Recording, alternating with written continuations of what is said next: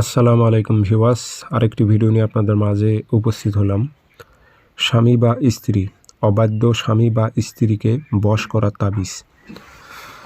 আপনার স্ত্রী যদি অবাধ্য হয়, পরকীয়ায় জড়িত হয়ে যায়, আপনার কথা মানতেছে না, শুনতেছে না, সেই ক্ষেত্রে সেই অবাধ্য নারীকে আপনি বাধ্য করতে পারবেন।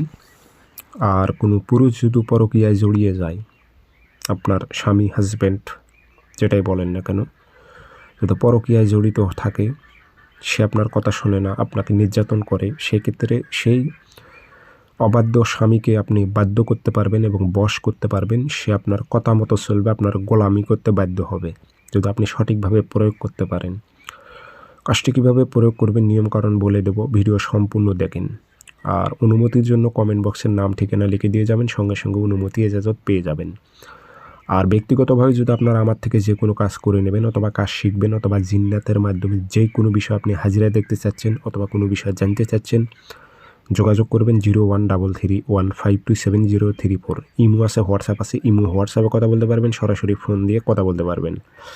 আর তাবিজটা খুবই পরীক্ষিত, আমার নিজ দ্বারাই পরীক্ষিত। আপনি যদি প্রয়োগ করেন ইনশাল্লাহ 100তে 100 আপনি ফায়দা পাবেন, এটাতে কোনো সন্দেহ নেই।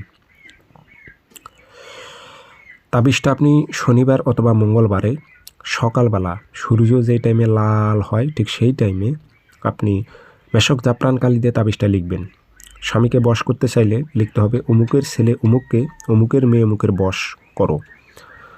আর কোনো স্বামী যদি স্ত্রীর উপর প্রয়োগ করে তাহলে লিখতে হবে অমুকের মেয়ে অমুককে, অমুকের ছেলে অমুকের বশ করো, উল্লেখ করে দেবেন।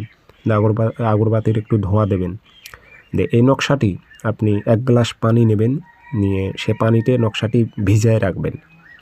রাখার পর সেই পানিটি 3 দিন, যে কোনো খাদ্য অন্য পানির সঙ্গে খাওয়াইতে হবেন, 3 দিন খাওয়াই দেবেন। সে নারী অথবা পুরুষ আপনার বশ হবে।